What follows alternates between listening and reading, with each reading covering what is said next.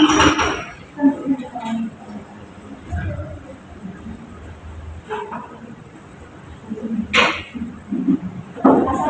warahmatullahi wabarakatuh. Waalaikumsalam warahmatullahi wabarakatuh. Bagaimana kabarnya hari ini? Baik semua? Baik Bu. Sebelum mengawali pembelajaran pada hari ini, alangkah baiknya kita berdoa sesuai dengan kepercayaan masing-masing. Berdoa mulai. Selesai. Hari ini siapa yang tidak berangkat? Harles Bu. Harles, kenapa dia? Katanya sakit. Oh sakit. Bu. Anggur. Anggur kenapa? Sakit. Sakit. Sakit semua Bu.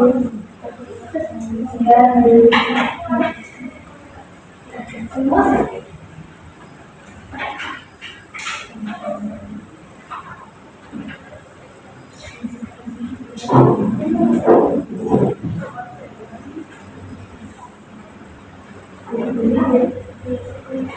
Tujuan pembelajaran pada hari ini itu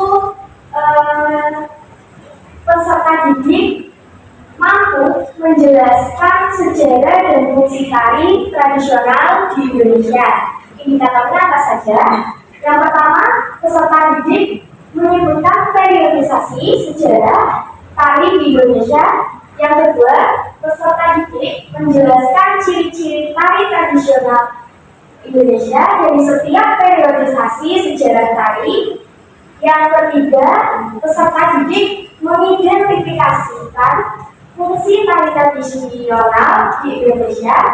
Yang keempat, peserta didik membuat deskripsi tentang sejarah dan fungsi tari di Indonesia. Sebelum kita memasuki materi pada pembelajaran hari ini, Ibu mau memperlihatkan sebuah video. Ibu minta kalian mengamati video yang Ibu setel.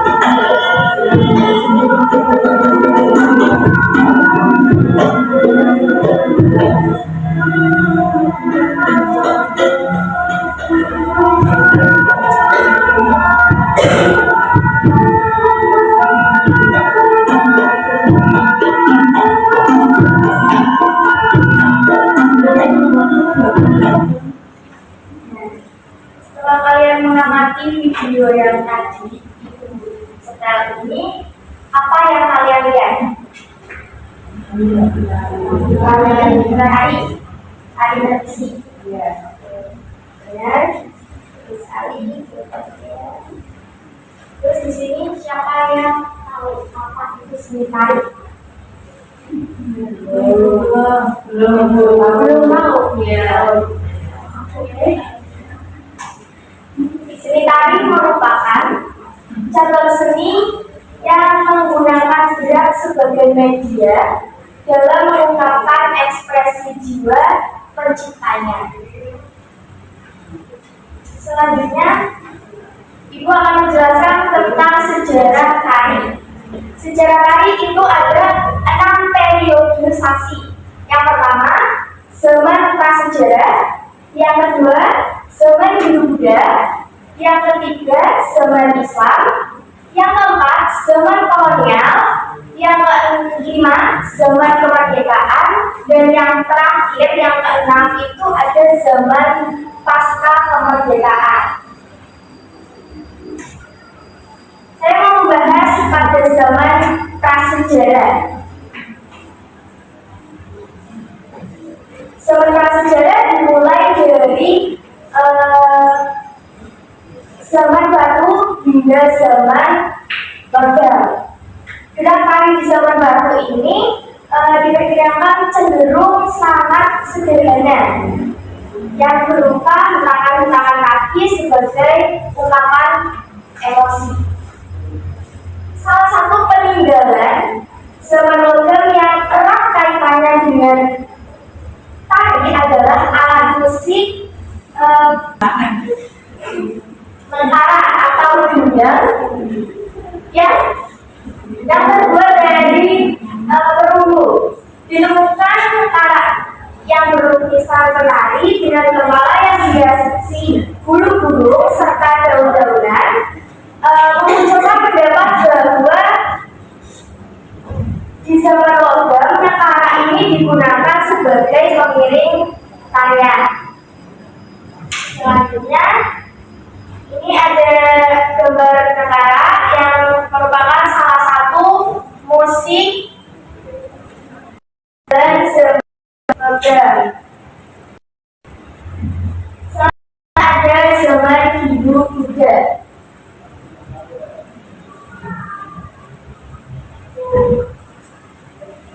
Masyarakat di zaman Hindu-Buddha dikenal sebagai masyarakat feodal. Apa sih itu masyarakat feodal? Masyarakat feodal adalah sistem sosial di mana kekuasaan dan kekayaan terpusat pada pemilik tanah. Biasanya itu bangsawan. Biasanya masyarakat ini sistemnya itu dipimpin oleh raja. Candi atau monumen keagamaan itu merupakan bukti peninggalan masuknya pengaruh agama Hindu-Buddha ke Indonesia. Melalui relief pada candi-candi peninggalan Hindu-Buddha ditemukan bentuk-bentuk tari, jenis musik yang mengiringi serta fungsi tarinya. Yang sebelah kanan ini adalah gambar relief Candi Borobudur, yang kiri relief Candi Prambanan. Dalam agama Hindu-Buddha, tari sering digunakan sebagai sarana pemujaan kepada dewa. Tari di zaman ini erat kaitannya dengan kegiatan keagamaan. Yang selanjutnya, zaman Islam.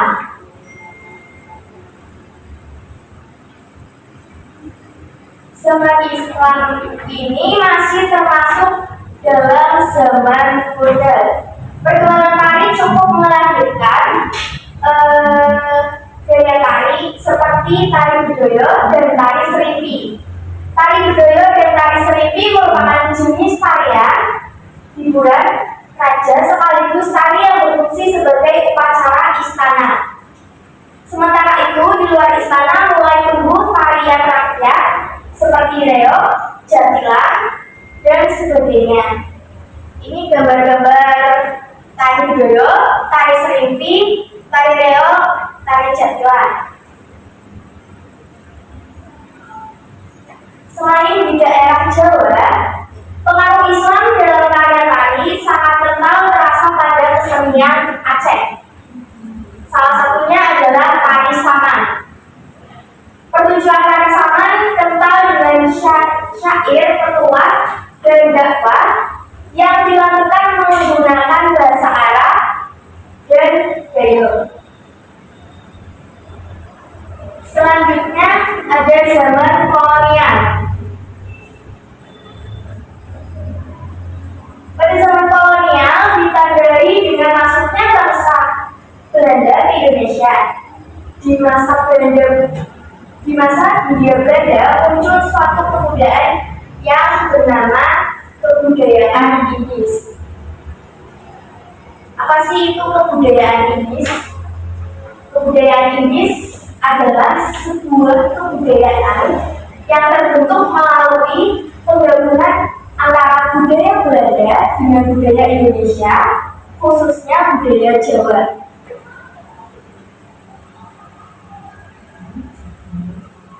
Berbagai kerajaan terpecah belah akibat pengaruh politik Belanda. Perpecahan tersebut nampaknya memberikan dampak pada perkembangan gaya tari Jawa. Berdasarkan perpecahan tersebut, muncul 4 gaya tari. Namun hanya 2 gaya tari saja yang tampak jelas perbedaannya, yaitu gaya tari Surakarta yang berkesan romantik dan gaya tari Yogyakarta yang berkesan klasik. Pengaruh budaya Barat pada karya tari di Jawa nampak pada tata busana, aksesoris seperti bulu-bulu di pelembut kepala, senjata pistol, dan lain sebagainya. Selain di daerah Jawa, di daerah Nusa Tenggara Barat terdapat tari tradisional yang mendapat pengaruh dari budaya kolonial seperti tari muda. Ini adalah gambaran tari muda. Setelah itu di zaman kemerdekaan,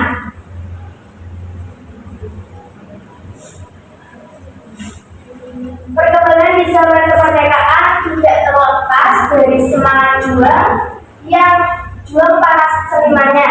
Semangat juang dan semangat kemerdekaan itu tercermin dalam karya-karya tari yang diciptakan di zaman itu. Seperti tari remo yang menceritakan tentang kisah perjuangan seorang pangeran dalam medan perang. Di era ini, tari-tari istana pada awalnya hanya dapat dinikmati oleh kaum bangsawan mulai sebarluaskan keluar lingkungan istana, sehingga bermunculan berbagai pertunjukan tari yang memiliki kebebasan dalam berekspresi karena tidak terkait dengan aturan baku seperti tari-tari yang tumbuh dan berkembang di lingkungan istana. Yang terakhir, di zaman pasca kemerdekaan, tari tradisional Indonesia tumbuh dan berkembang seiring dengan peradaban dunia. Hal ini dikarenakan apa? Hal ini dikarenakan para penari yang berasal dari Solo, Bandung, Makassar, Medan, dan Padang berkesempatan untuk melihat dan mempelajari budaya luar ketika berpartisipasi dalam misi kebudayaan. Pengalaman-pengalaman ini kemudian membuat pengaruh bagi modifikasi dan inovasi dalam karya tari tradisi di Indonesia. Inovasi dalam tari tradisi di Indonesia dapat dilihat seperti pada tari perak dan tari jaipong di Jawa Barat. Di era pasca kemerdekaan mulai hadir sekolah-sekolah kesenian seperti Akademi Seni Tari Indonesia, Institut Kesenian Jakarta, dan SMKI, dan lain sebagainya yang melahirkan penata tari sebagai memperkaya khasana seni tari di Indonesia. salah satu penata tari yang turut memberikan warna dalam perkembangan tari di era pasca kemerdekaan adalah Tom Ibnur. Karya-karya tari yang ia ciptakan berpijak pada tari Sumatera Barat dan Melayu.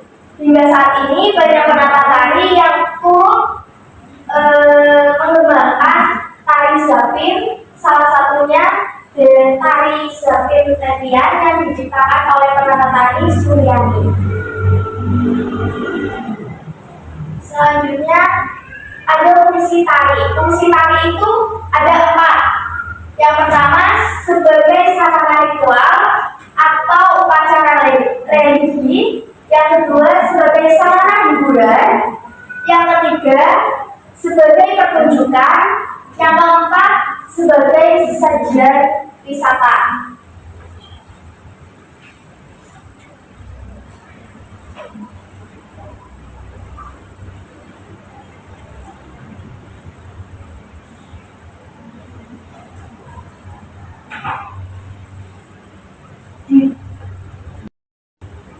Sampai saat ini ada yang mau bertanya? Belum ada. Paham semua? Selanjutnya ibu ada kuis. Bukan puisi. Ibu akan membagi 3 kelompok di kelas ini. Perwakilan kelompok ibu minta maju untuk mengambil soal ini. Soal ini berbeda-beda ya.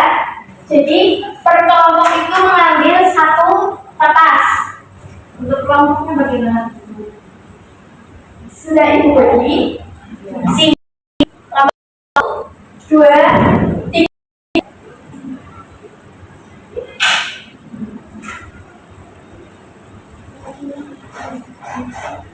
Perwakilan kelompok bisa maju.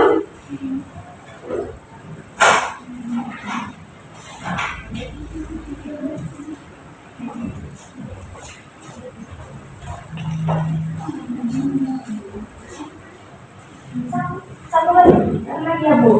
Ya.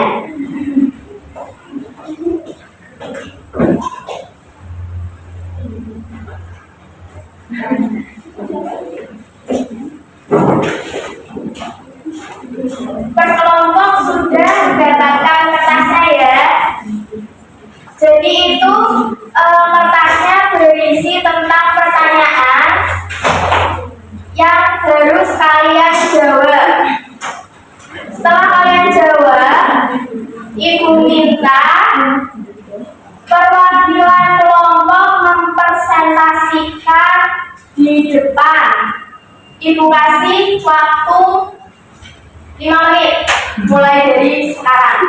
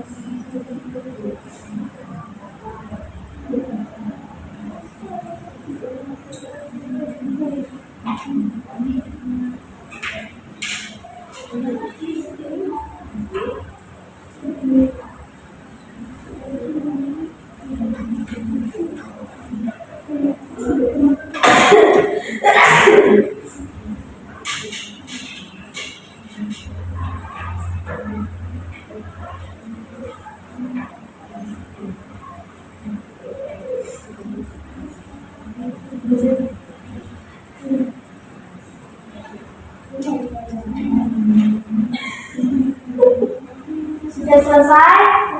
Ya. Sudah? Ya. Bu minta untuk kelompok 1 mempresentasikan kan?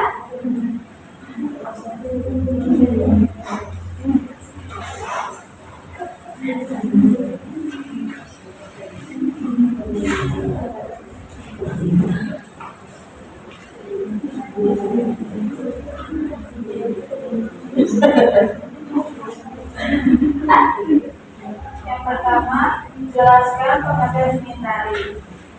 Seni tari merupakan cabang seni yang menggunakan gerak sebagai media dalam mengungkapkan ekspresi jiwa penciptanya. Yang kedua, sebutkan urutan yang benar tentang periodisasi sejarah tari di Indonesia. Yang pertama ada prasejarah, yang kedua Hindu-Buddha, yang ketiga Islam, keempat kolonial, kelima kemerdekaan, terakhir pasca kemerdekaan. Yang ketiga, sebutkan fungsi-fungsi tari. Yang pertama sebagai sarana ritual atau upacara religi.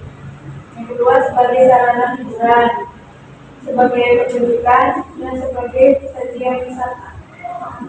Terima kasih Teh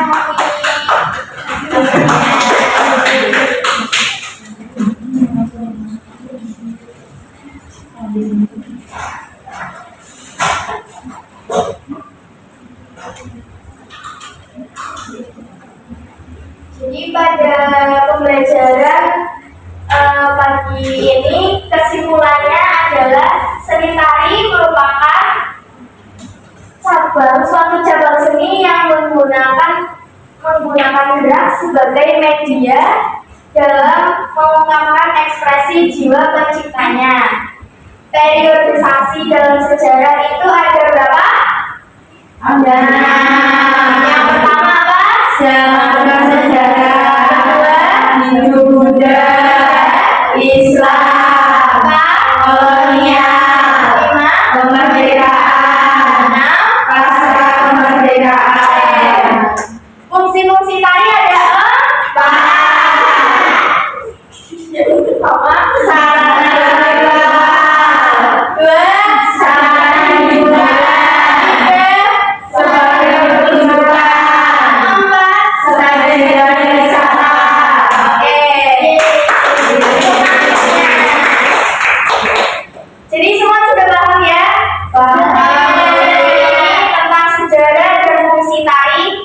Oke.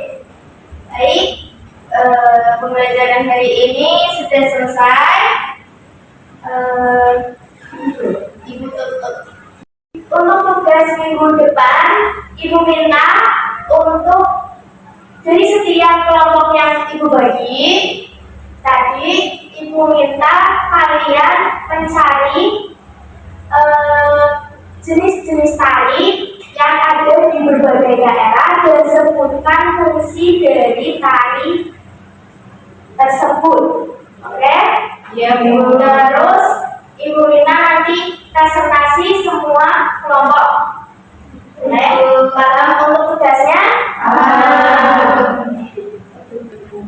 Oh ya, sebelum menutup pembelajaran hari ini, alangkah baiknya kita berdoa sesuai dengan kepercayaan masing-masing. Berdoa, dipersilakan.